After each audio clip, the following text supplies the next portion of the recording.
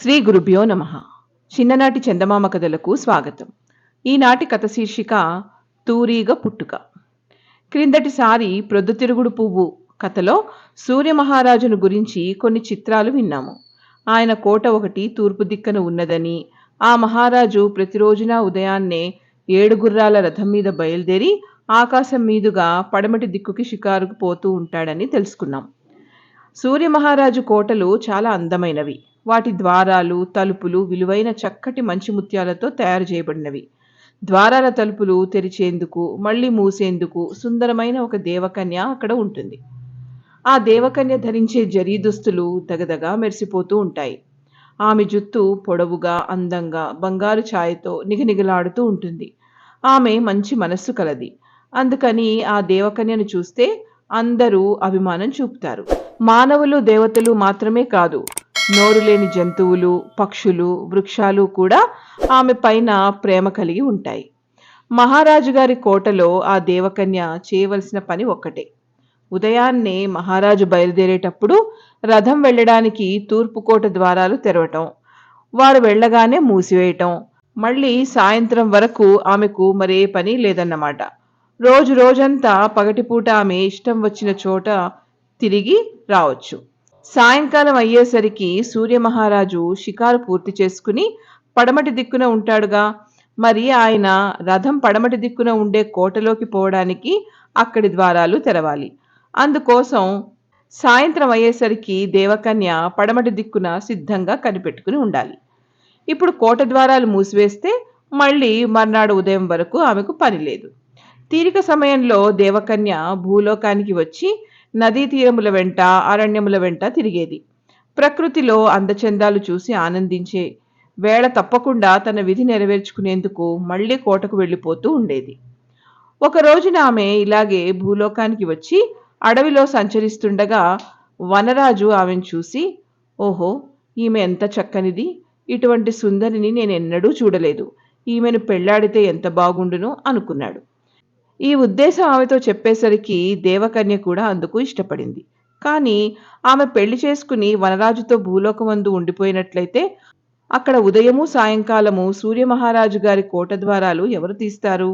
అందుకని ఆమె వనరాజుని పెళ్లాడినప్పటికీ ఆయనతో ఉండిపోవటం మానేసి రోజు తీరిక వేళలో వచ్చి భర్త సేవ చేసుకుని పోతూ ఉండేది. ఇలా ఉండగా ఒకనాడు దేవకన్య వచ్చి చూసే సమయానికి వనరాజుకి అకస్మాత్తుగా జబ్బు చేసింది. అతను ఒక చెట్టు కింద కటిక నేలపైన పడుకుని ఉన్నాడు. ఆమెకు భర్త గురించి బెంగ పట్టుకుంది. నా భర్త భూలోకంలోనూ నేను దేవలోకంలోనూ చెరొక చోట ఉండడం వల్ల ఆయనకు నేను సరిగ్గా సేవ చేసుకోలేకపోతున్నాను. ఆయనను నేను సరిగ్గా కనిపెట్టుకుని కూడా ఉండలేకపోతున్నాను. పోనీ నేను సూర్యమహారాజు గారి కొలువు వదిలి భూలోకంలోనే ఉండిపోదామంటే అది అసలే వీలు కాదు. కనుక నా భర్తనే దేవలోకంకి తీసుకుపోయే ఏర్పాటు ఆలోచించాలి అనుకుంది. ఈ నిశ్చయంతో ఆమె దేవతల అధిపతి వద్దకు వెళ్ళి, దేవేంద్ర, నా భర్త అయినటువంటి వనరాజు భూలోకం నందు ఉండిపోవడం చేత ఇక్కడ నాకేమీ తోచకుండా ఉన్నది. ఆయన కూడా నాతోటే ఉన్నట్లయితే నా మనస్సుకి ఉత్సాహంగా ఉంటుంది. అందుచేత నా పైన దయ ఉంచి మేమిద్దరము ఇక్కడనే కలిసి ఉండడానికి అనుమతి ఇప్పించవలసిందిగా కోరింది. ఇందుకు దేవేంద్రుడు ఒప్పుకోగానే మరునాడు ఆమె వనరాజుని దేవలోకంలోకి తెచ్చుకుంది. దేవలోకంలో ఉండే వాళ్లకు ముసలితనం రాదుట, చావు లేదట. అయితే తన భర్త దేవలోకంలో ఉండడానికి మాత్రమే దేవకన్య అనుమతి కోరింది గాని అతనికి తమ వలె ఎప్పటికీ ముసలితనం రాకుండా చేయాలని కోరుకోలేదు. అందుకని దేవకన్య, వనరాజు కలిసి దేవలోకంలో చాలా కాలం హాయిగా ఉన్నప్పటికీ భూలోకంలో నివసించే అందరికిలాగే వనరాజుకు కూడా కొంతకాలానికి ముసలితనం వచ్చేసింది. భర్త ముసలివాడుగా మారిపోయినప్పటికీ దేవకన్య ఎప్పటి మోస్తరుగా భక్తి శ్రద్ధలతో పతిసేవ చేస్తూనే ఉంది. ఎంత చేసినా అతని ముసలితనాన్ని మాత్రం ఆటంకపరచడం ఆమె తరం కాలేదు. క్రమంగా వనరాజుకి చేతికి కర్ర వచ్చింది. ఒళ్ళంతా ముడతలు పడటం, పళ్ళు ఊడిపోవడం, కళ్ళు కనపడపోవడం, కంఠస్వరం హీనమవటం, ఇలాంటి ముసలి లక్షణాలన్నీ కలిగాయి. చివరకు ఒకనాడు అతను భార్యను పిలిచి, నాకు ఆఖరి దశ వచ్చేసింది. నేను పుట్టి పెరిగిన భూలోకానికి పోయి పరుపులాగా ఉండే ఆ పచ్చటి గడ్డిలో పడుకుని విశ్రాంతి తీసుకుందామనే కోరిక ఒక్కటే నాకు మనస్సులో మిగిలింది. నన్ను తీసుకుని పోయి అక్కడ దిగబెట్టవలసింది అని అడిగాడు. భర్త ఇష్టం నెరవేర్చటము, అతనికి అనుకూలంగా నడవటము ఆమె ముఖ్యమని తలచింది. మీ సంతోషమే నా సంతోషం.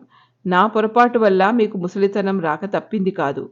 కానైతే భూమిపైన ఉన్నప్పటికీ నాతో పాటు మీరు శాశ్వతంగా జీవించవలసిందే కానీ మరణించకూడదు. మీకు పచ్చగడ్డిలో ఉండటం హాయిగా ఉంటుందన్నారు గనుక అక్కడే మీకు సౌఖ్యంగా ఉండేటట్టు చేస్తాను అని చెప్పి ఆమె తన భర్తను తూరీగగా మార్చేసింది. ఈనాడు కూడా దేవకన్య తూరీగ రూపంలో ఉండే భర్తను చూడడానికి రోజు భూలోకానికి వస్తూనే ఉంటుంది.